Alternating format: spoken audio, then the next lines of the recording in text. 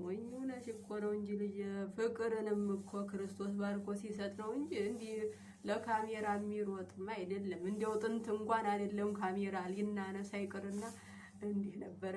እንዲያው ተርቀት እንኳን ነው የጀሪካን እንኳን ይዛ ማሰሮ ይዛ ስትሄድ ታየናት እንዲህ ብለን ነበር የምናልፈው። አቤት የዘመኑ ልጅማ እንዲያው አባ መምሬ እንኳን መስቀል ይዘው እኮ እያለፉ እንደ በቆሎ ስትጋጋጡ እናያቸዋለን። አሁን ይሄ ፍቅር ሆኖ በይማ ይሄ ፍቅር ሳይሆን አመንዝራነት ነው። እናቴ እግዚአብሔር የባረከውን ይሰጥሻል። አታልቅሽብኝ። ፍቅር አንዴ ሶፍትሽን ወደዛ ትይ ማለት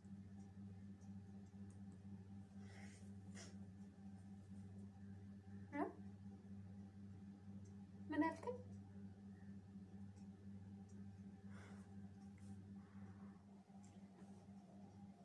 እስኪ ፍቅር አንዴ እስኪ ሶፍቱን ወደዛ ቢሆን እንጂ።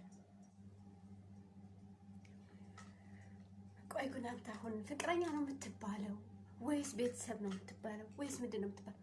ጭራሽ ቤተሰብ ሞቶ ካሜራ ቀረጻ ጭራሽ ደግሞ ምን ይመስላል? ፈገግ በይ ብትለኝስ ታዲያ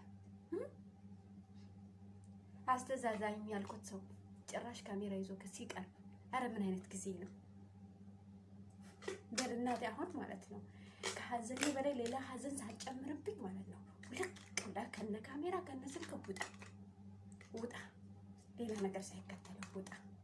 ፍቅር ማለት እንደዚህ ከሆነ የተሰበረ ልብን ማጽናናት የሚያቅተው ከሆነ ፍቅር ማለት ለሌላው መኖር ለሌላው ተስፋ መስጠት ካልሆነ ቅርብኝ።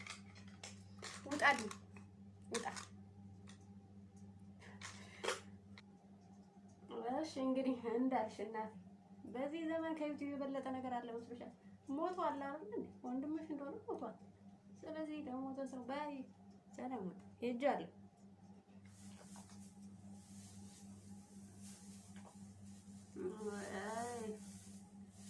እርጅና ተጫጫነን እኮ እንግዲህ። አቤት ልጅ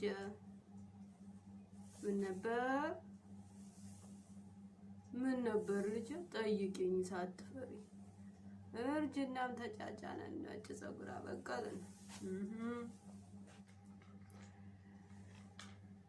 አባዬ ግን የሰው ልጅ በቃ ማስተዛዘን ቀረ ማለት ነው። ማለት ድሮ ጎረቤት ገና የሆነ ጩኸት ሲሰማ ሩጦ የሚመጣ በሌሊት እንኳን ልብሱን እንኳን ሳይለብስ ግራ እየተጋባ የሚደርሰው፣ አሁን ግን ለምንድን ነው ስልክና ካሜራ ይዞ የሚሮጠው? አባዬ እኛ ነን የተቀየርነው ወይስ ጊዜው ነው? እስኪ ንገረኝ።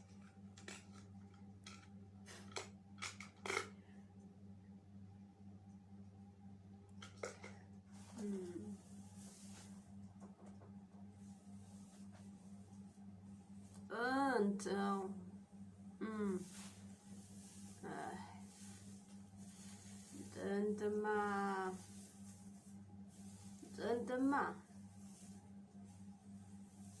ቀባሪ ሌሊት ፈጥኖ ይደርስ ነበር። አሁንማ ከቀባሪው ፈጥኖ የሚደርሰው ካሜራ ይዞ የሚመጣውና ስልክ ይዞ የሚመጣው ሆነ ልጅ። ምን አለፋሽ ወደፊት ዘፈንም የሚቀር አይመስለኝም። እንጃ እንግዲህ እንደ ቸርነቱ።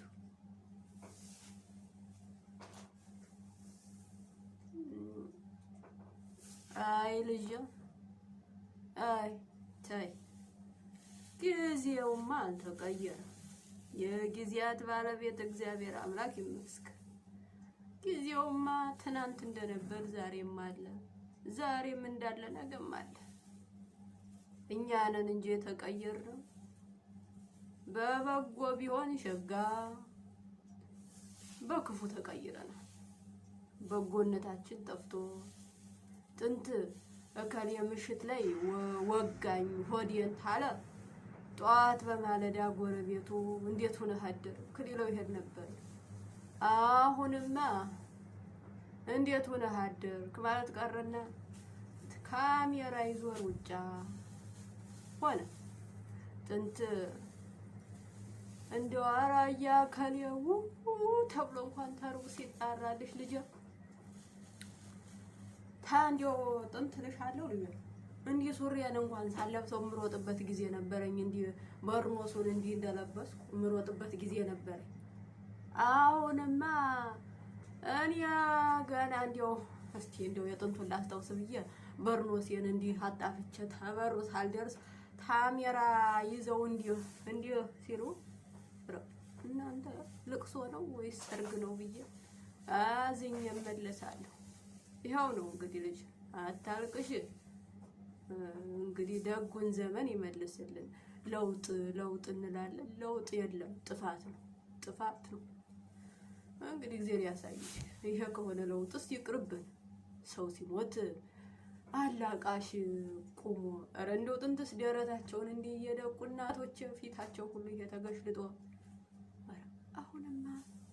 አሁንማ ጉር ነው ሩራሌ ወንዜ ሰው ጉር ነው እንግዲህ እናለሽ ልጅ አበባ በይ እንግዲህ ይሄ ጥቁር የለበስሽውም ሸጋም አይደል እያየሽው ነው። ህዝብ ያስተዛዝነኛል ያልሽውም እንግዲህ ከበሮ ይዞ ከበሮ መምታት ነው የቀረው።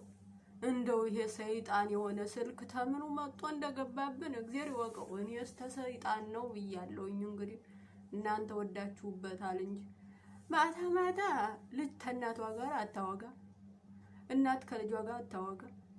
ዘመድ ተነፋፍቆ ሲገናኝ ስልክ እንደዚህ ተይዞ ነው። ድሮ እኮ እናቴዋ እንዴት ሰንብታችኋል? ነገሬና እያገሬ እንዴት ሰነበቱ? እንደው እነዛ ከብቶቹ እንኳን አይቀርም ስንጠያየቅ። አሁንማ እናቴ ሃይ ሰላም ነው ይባልና ያን ስልክ እንዲያዝና እናት በዛ በተለፈልፍ ሰም የለም በቃ የለን። ጉድ እግዚአብሔር ነው እኛን የሚችለን። ሰው አይችለውም። እግዚአብሔር ነው እኛን የሚችለን እንጂ ሰውማ አይችለውም። ልጅ አትዘኝ። ይሄ ፍቅረኛ ነው ያልሽው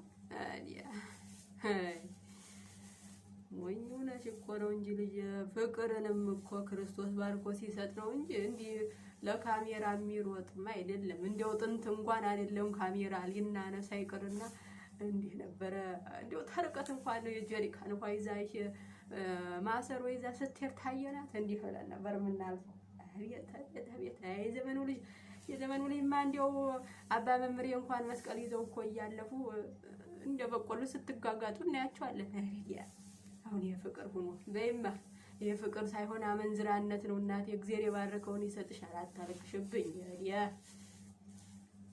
እንግዲህ በይ እናቴ ወደ ጓሮ ልወጣ ነው። ዳዊት ልደግም ነው እንግዲህ ለቀስተኛ ተመጣ ካሜራ ይዞ ነው የሚመጣውና የድለው ማባባያቸው ደግሞ ለካሜራ ወጥቼ ስሰጣ ምን ጥቅም እንደሚገኝ ነው ግራ ይገባኝ። በሉ በስቲ አይ ወገን አይ ጎድ እንዲህ አራሽ እንደ ፈራሽ እንዳልነበር